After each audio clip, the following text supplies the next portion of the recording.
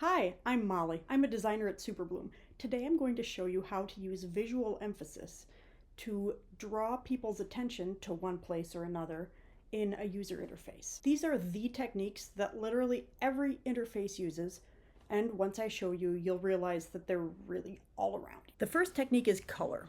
This means both what color it is, like red, green, blue, and also the contrast between colors, like the difference between light appearing colors and dark appearing colors. So if a color is different or darker or lighter, especially if it's really bright or really saturated, that's what's going to draw the eyes. For example, here, a different button appears like the correct one to click once we flip the colors. On the top one, it looks like you're supposed to click cancel. That's like the default. And on the bottom, it appears that OK is the default. Also, the order that items are presented in determines what is going to seem like the easiest or default or preferred choice to the user. So in left to right languages, we read left first so that one comes first. But actually, in many user interfaces, the right button is the default one to advance a process because it corresponds to like moving forward.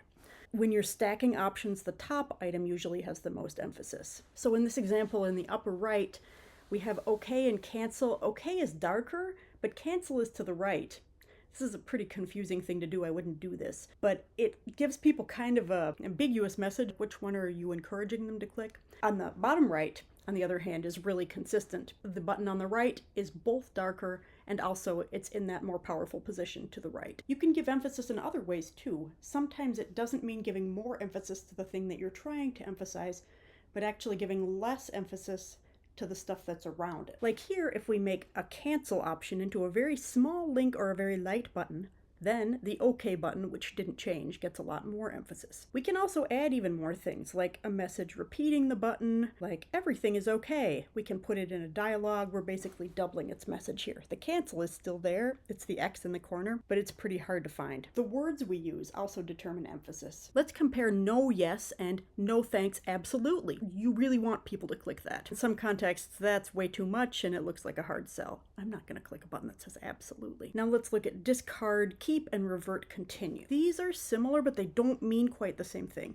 Discard keep is about something a person created, which kind of assumes they put some energy into making something here that they might want to have control over. Revert continue, on the other hand, is more about control of a process and where they are in it. So since discard keep is about a person's labor and creation, and revert continue is about their position, keep is a stronger yes than continue. You want to be really sure you're using words that both describe the process accurately, but also give the right amount of emphasis and have the right amount of sort of weight and seriousness for the action that somebody's doing. You can also direct people's attention by getting them into a pattern. Design the steps the same way, and people will know, yes, this is the right thing to do. This is what I'm supposed to be doing. Hooray, hooray, pay now. I don't think I'd click a button called hooray. You get the idea. Is this starting to sound a little bit like a guide to doing evil, manipulating what people are paying attention to? Like in the vein of deceptive design, dark patterns? Well, I don't know. Are you doing something evil? In all seriousness, you're already making decisions. You're already making manipulations about where people are going to pay attention.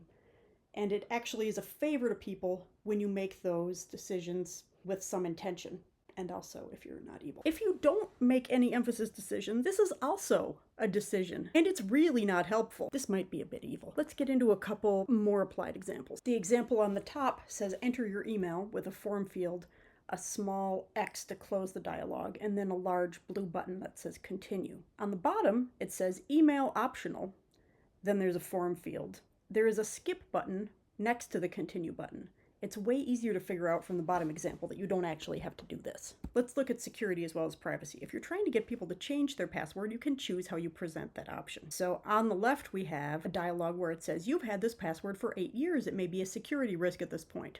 There are two buttons, later and change. Change is darker, heavier. Blue has more emphasis. It still, though, is quite easy to click later and not change your password. The one in the middle says, you've had this password for 8 years. Please change it. There's a small link that says remind me tomorrow, and then a large centered button that says change. This is a much stronger signal that you're supposed to change your password. The one on the right says, you've had this password for 8 years, time to change it. There's not even an option not to. So that's it for our quick tour of how to direct people's attention in a user interface. Hopefully this is useful to you. And helps you get people doing what you think they should be doing.